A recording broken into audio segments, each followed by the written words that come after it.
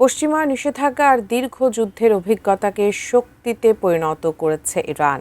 এবার নিজস্ব প্রযুক্তিতে যুদ্ধ ট্যাঙ্ক তৈরির সক্ষমতা অর্জন করেছে দেশটি, যা বিবেচিত হচ্ছে তেহরানের প্রতিরক্ষা শিল্পের অন্যতম বড় অর্জন হিসেবে। কিন্তু বিশেষ কি এমন আছে এই যুদ্ধযানটিতে? এই নিয়ে বিস্তারিত জানাচ্ছেন শিহাব ইসলাম।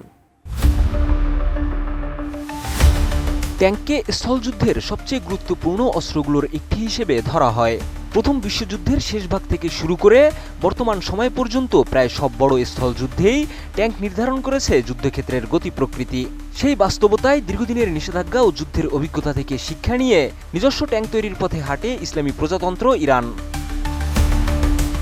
1980 থেকে 1988 সালের ইরান-ইরাক যুদ্ধের পর দেশটি উপলব্ধি করে বিদেশি অস্ত্রের উপর নির্ভরশীলতা ভবিষ্যতে বড় ঝুঁকি তৈরি করতে পারে।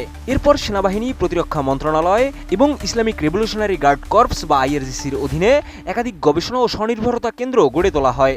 এসব গবেষণার ফল হিসেবেই শুরু হয় সম্পূর্ণ দেশীয় প্রযুক্তিতে জুলফিকার যুদ্ধ ট্যাঙ্ক তৈরির প্রকল্প।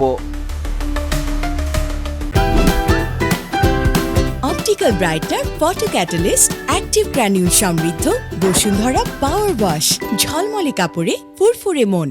1980-এর দশকের শুরুতে শুরু হওয়া এই প্রকল্পে এখন পর্যন্ত জুলফিকার 1, জুলফিকার 2 এবং জুলফিকার 3 নামে 3টি সংস্করণের নকশা তৈরি করা হয়েছে। এর মধ্যে জুলফিকার 1 এবং জুলফিকার 3 জনসম্মুখে প্রদর্শন করা হয়েছে। প্রতিটি নতুন সংস্করণের আকার, ওজন, সুরক্ষা এবং যুদ্ধ ক্ষমতায় উন্নয়ন আনা হয়েছে। বিশ্লেষকদের ধারণা, বিভিন্ন সংস্করণের ওজন প্রায় 40 থেকে 50 টনের মধ্যে। এই সিরিজের প্রথম মডেল জুলফিকার 1 উন্মোচন করা হয় 1993 সালে। এটি ছিল ইরানের জন্য একটি পরীক্ষামূলক প্রকল্প, যার মাধ্যমে দেশটির প্রকৌশলীরা আধুনিক ট্যাঙ্ক নকশা ও উৎপাদনের প্রযুক্তিগত দক্ষতা অর্জন করে। গবেষণামূলক উদ্দেশ্যে মাত্র 2টি ট্যাঙ্ক তৈরি করা হলেও পরবর্তী উন্নত সংস্করণ তৈরির ভিত্তি তৈরি হয় এই মডেল থেকেই। জুলফিকার 1 ট্যাঙ্কে যুক্তরাষ্ট্রের M16 ট্যাঙ্কের চেসিস ব্যবহার করা হয়েছে। মাত্র 41 টন ওজনের এই ট্যাঙ্কে রয়েছে 780 হর্স পাওয়ারের ডিজেল ইঞ্জিন। ফলে পাকা সড়কে এটি ঘন্টায় প্রায় 60 কিলোমিটার এবং দুর্গম পথে 40 থেকে 45 কিলোমিটার গতিতে চলতে সক্ষম।